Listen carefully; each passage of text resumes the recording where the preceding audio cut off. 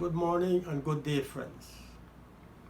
Once again, we come to you to discuss matters in our weekly conversation. This week, we will be dealing with the question of security. That is to say, the security situation in our country, Guyana. Just a few days ago, the Minister of Public Security, Mr. Cameron Ramjatan, said or made a statement in the media to the effect that security continues to be strengthened in the country. Within a matter of just 1 week, a brutal murder took place at Better Hope on the east coast of Demerara. This double murder, as we would call it, that is to say, the father and a daughter of a family, were brutally gunned down in their homes by criminal elements who were obviously trailing them, or as they would say, following them, and probably acting in concert with others who would have identified the home where the gentleman and his family was living, and also provided them with the correct timing when the money changer would be arriving at his home in his vehicle. So there was some degree of precision in this murder that took place in the quiet and beautiful village of Better Hope on the east coast of Demerara. This murder shocked the entire community, and I should say our entire country. Because anytime a brutal murder of this type takes place, it affects many families, not only in the neighborhood or the village, but in our beloved country. And why is that so? That is so because people generally want to live a safe and secure life. People want to go to their jobs, earn their living, and return home safely to spend the rest of the evening and the night with their family. If it's not a working day, they would like to spend the entire day with the family, resting, eating, playing, and making jokes, of a family kind. And so these crimes continue. What is revealing about these crimes is the fact that they are gun crimes. That is to say, crimes committed with the use of a firearm. And this is the most dangerous type of crimes. Because anytime a family is confronted by criminal elements, whether it's on the street, at work, or at home, with a gun facing them in their faces, one can very well imagine how that individual who is threatened feels. Gun crimes have become almost uncontrollable in our country, and this is to be regretted. To get a firearm nowadays in Guyana is not so difficult. They are what is called hired guns, that is to say, assassins with a gun in their hands. Guns are for hire as well if you have the right connections with the criminal underworld. And only recently, the police stopped a vehicle in which more than one firearm was found. So guns are moving around our country quite easily. As the Calypso would say, too many guns in the town.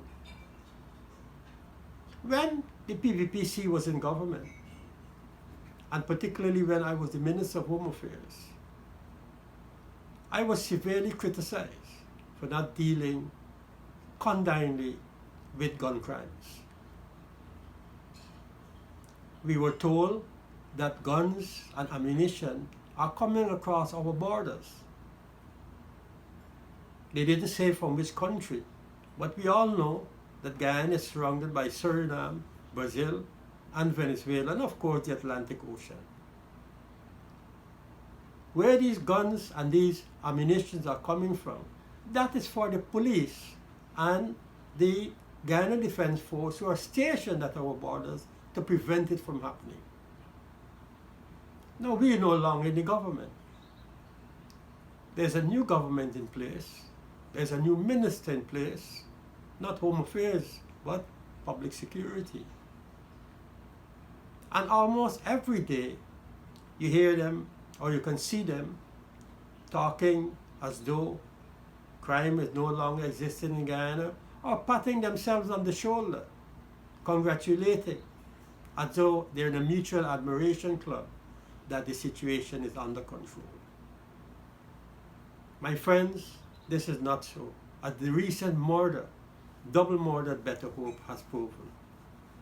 I want to take this opportunity to extend my and my family's, of course, deepest sympathies to that family and their relatives for the loss of their dear ones. One would only hope that the police would carry out the aggressive investigations to find and to punish through the courts the perpetrators of this crime.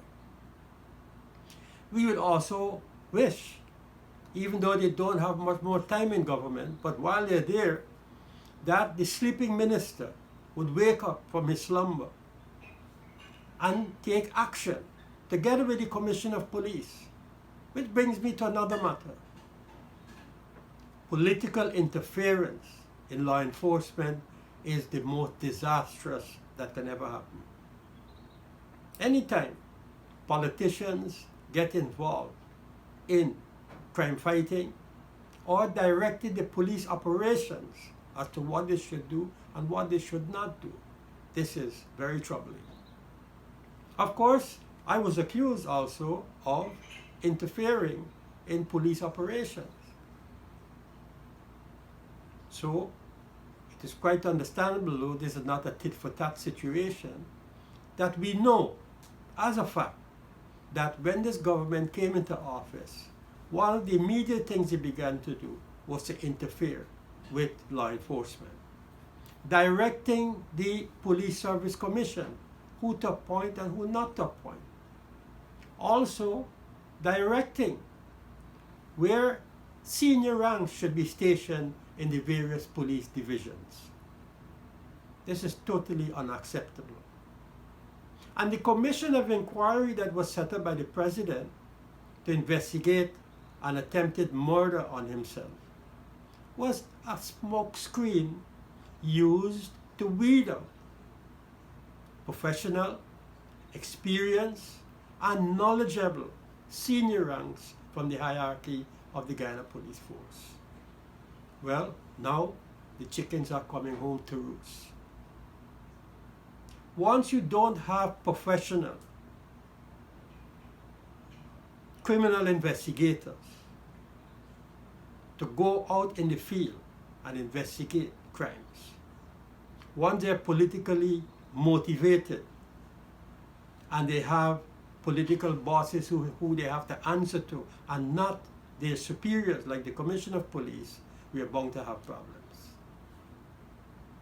And that is precisely why when we were in the government, we introduced what is called polygraphing or the lie detector tests, so that senior ranks in law enforcement, in the CANU, the Customs Anti-Narcotics Unit, in the Guyana Police Force, in the GIAL, in all the agencies based in law enforcement, also in the Guyana Defense Force, polygraphing was introduced. Strangely enough, or I should say, ironically enough, when the new government came in, they abolished polygraphing. I kept asking in the parliament, why did they do away with polygraphing? Which is not the silver bullet to detecting criminal elements within law enforcement, but it is a deterrent, and it can help you identify who's lying from who's not lying, especially in an organization that is expected to uphold the law and protect the citizens of this country. Lo and behold, just a few weeks ago, they went back on their word and actions and reintroduced polygraphing of law enforcement. Why did they have to learn a bitter lesson before throwing out the baby with the bathwater?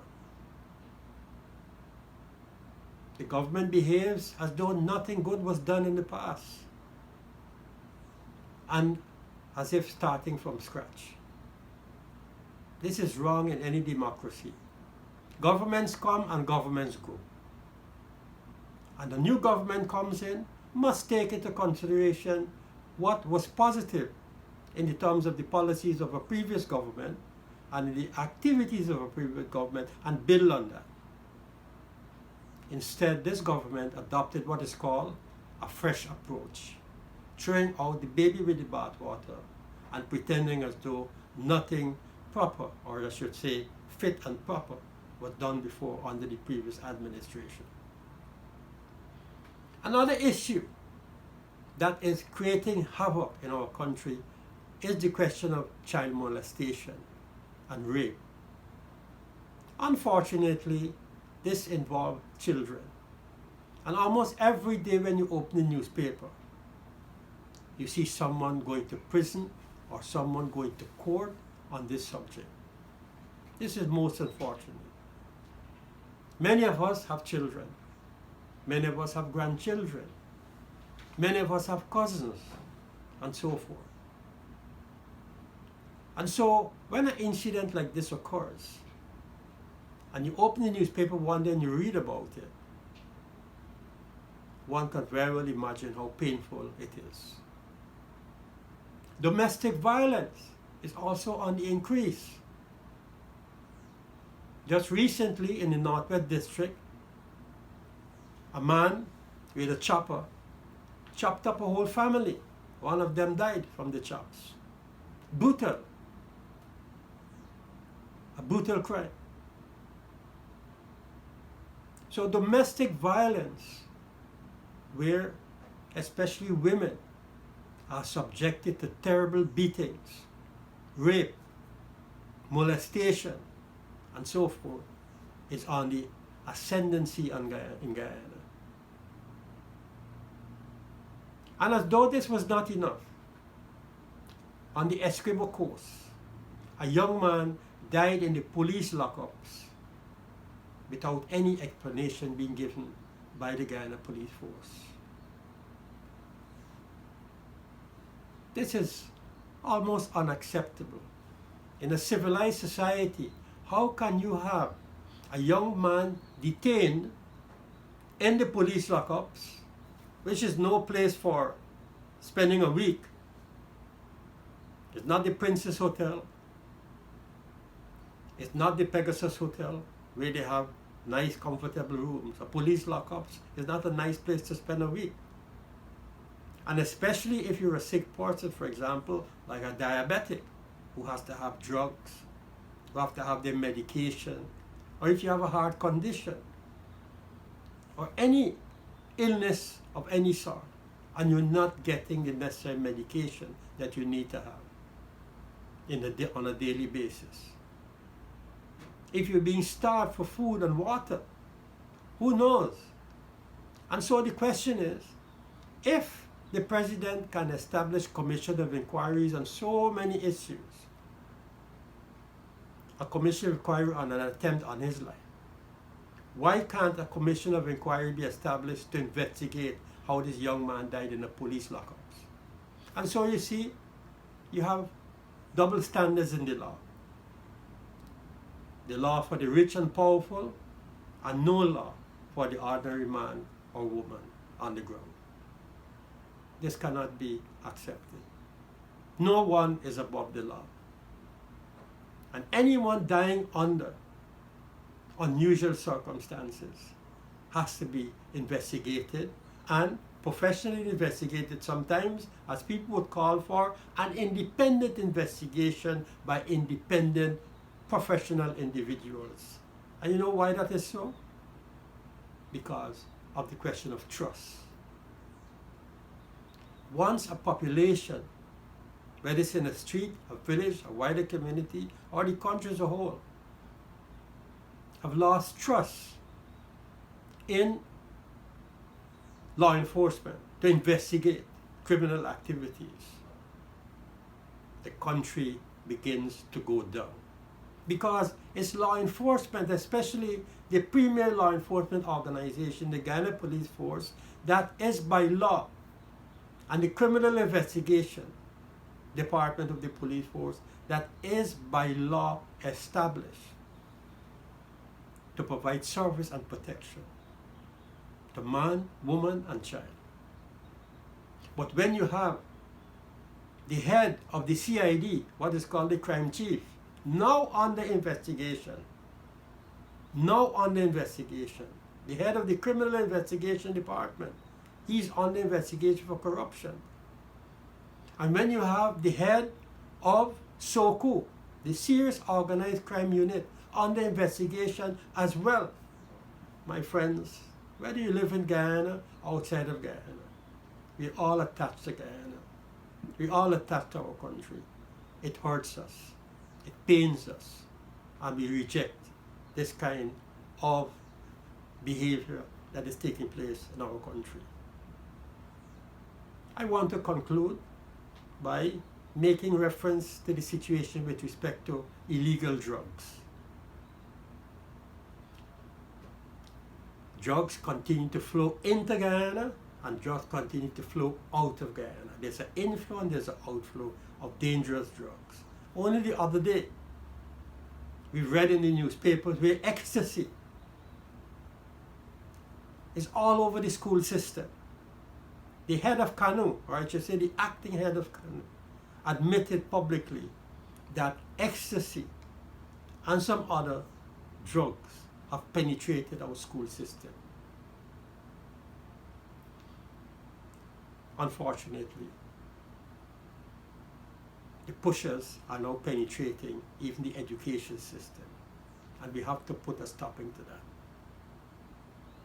Marijuana found in huge bags in the homes of drug pushers.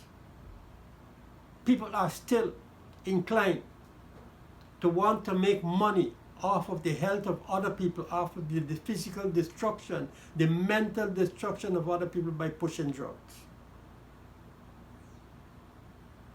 And as though to add insult to injury, recently the government has moved to legalize marijuana, or I should say small amounts of marijuana.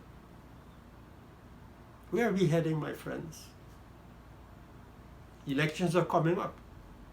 We don't know how soon it will be held, but hopefully soon.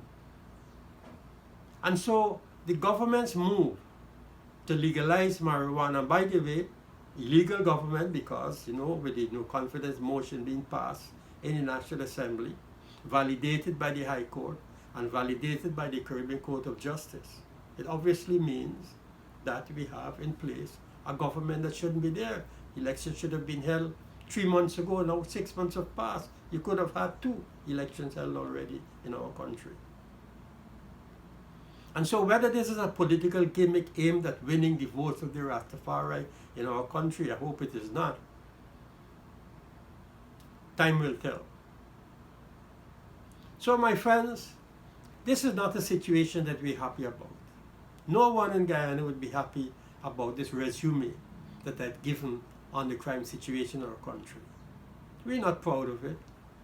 And I'm sure those in the diaspora who want to come back to visit their family, their friends, their loved ones, whether it's a wedding, a funeral, or what the case may be, they want to feel safe when they arrive at Timiri, the Chedijagan International Airport at Timiri. They want to feel safe and secure until such time when they leave the country to come back once more. We have to step up the crime. We have to step up the fight against crime. We have to make people become much more vigilant.